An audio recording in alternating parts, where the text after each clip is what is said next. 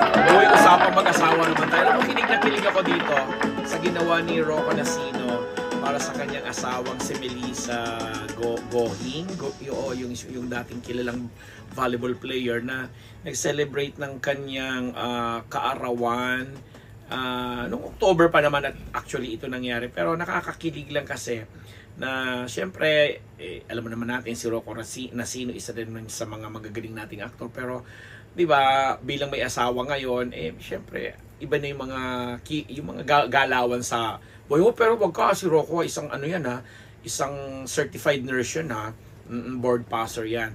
And kinikilig lang kami kasi di ba when he was in Korea, talagang kinarir niya na sa isang event yata na yung mga K-drama actors na mga kilala kagaya ni Song Joong Ki, si Park Soo Joon, at saka si Kim Si-won, habang nagpapapicture siya, ginigreet niya yung asawa niyang happy birthday. At syempre nakibati na rin yung mga aktor na binanggit nga natin. Syempre, kinakilig, lalo pat ito pa lang si Melissa na asawa ni Rocco nga mahilig sa mga K-drama at crush niya ang mga hiningan ng greeting nito ni Rocco. Nakakatuwa lang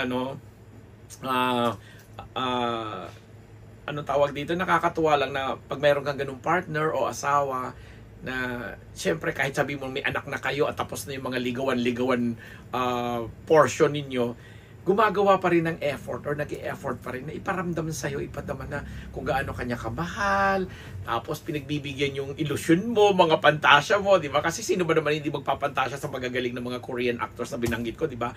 And doon nga si Joong Ki nga, talagang grinit pa siya, sinabi pa na, "Hi Melissa, I'm Joong Ki, nice to meet you," yung mga ganun pa siya na, tapos bilang si Si-won ganun din, pati na rin si Park Soo Joon na talaga namang wow, si Park Soo Joon, di ba napanood natin ito sa yung Creatures, yung Jongshong Chuchu, yung siya sa may Secretary Kim, di ba?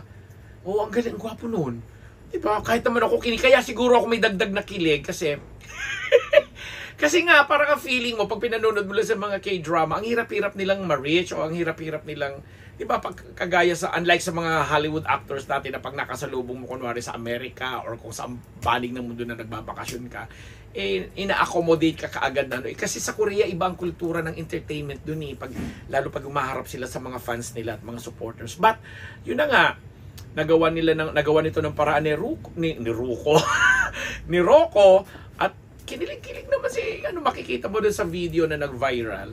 Natutuwa lang kami, di ba? Sabi nga ni Rocco doon sa kanyang caption o doon sa isa sa mga post niya, dahil kaarawan mo ngayon, ipamimigay na kita sa mga mahal mo sa buhay. Parang ganun pa yung naging joke niya doon sa kanyang asawa. Ang saya lang kasi tawag dito, naisipan pang gawin yon siguro nung inimbitahan si Rocco doon na umatin nga dito sa BIFF para i-represent yung pelikulang Motherland na malapit na rin po nating mapanood. Yung Motherland, ito yung pelikula ni Brillante Mendoza. Parang parang may Korean festival something, International Film Festival, correct? Busan International Film Festival na naimbita itong Motherland, and isa sa mga aktor nga dito is si Rocco Nacino. Siyempre, sinamantala na niya, talagang siguro sinabi niya kay na direct sa production o sa producer na kailangan isama niyo ako dyan kasi naiisip siguro niya itong gagawin niyang ito para sa kanyang asawa. Diba? So, ang saya-saya lang kasi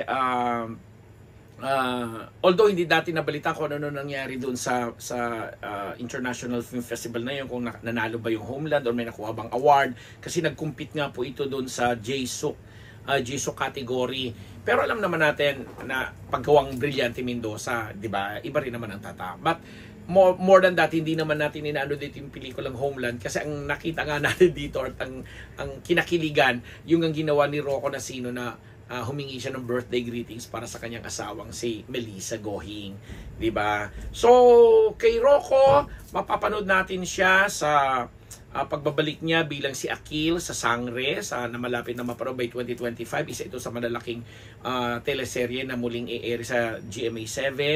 And yun, kung naaliw tayo sa kanya sa Maria Clara at Ibarra, sa The Missing Husband, ano lang, steady lang ang ano nila, ayon sa aking na mga napag-alaman, may konti silang negosyo, sobrang maayos na yung pinatayo niyang bahay, and ang balita pa natin, sabi is parang gusto na nilang sundan yung kanilang uniko iho, o di ba?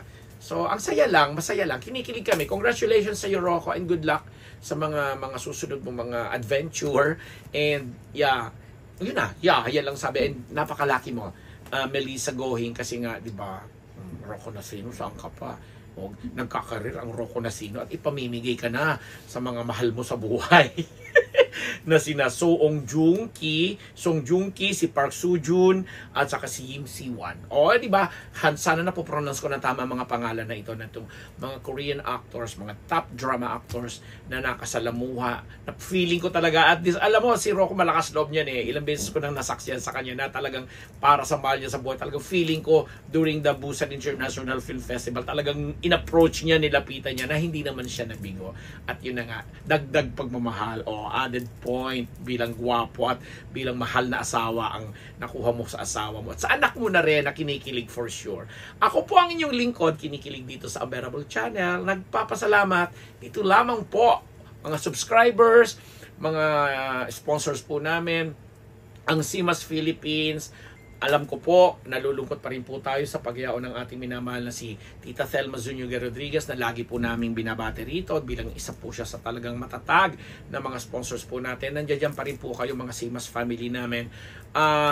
Si Colonel Jundi Mayuga, si Dr. Jerry Casata, Dr. Sheila Ricasata ng Faces and Curves, si Dr. Pong Magtibay ng One Dental Place, tama.